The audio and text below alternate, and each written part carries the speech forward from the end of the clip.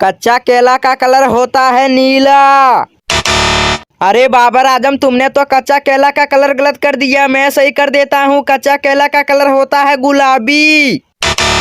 अरे बाबर आजम और रोहित भाई, आप दोनों ने ही कच्चा केला का कलर गलत कर दिया। रुको, मैं कच्चा केला का कलर सही कर देता हूँ। कच्चा केला का कलर होता है लाल। अरे ये क्या हार्दिक, तुमने भी तो कच्चा केला का कलर गलत कर दिया। तो चलो दोस्तों, मैं सही कर देता हूँ, लेकिन उससे पहले वीडियो को लाइक करके चैनल को सब्सक्राइब कर लो दोस्तों। तो चलो अब मैं सही कर देता हूँ, कच्चा केला का कलर होता है हरा।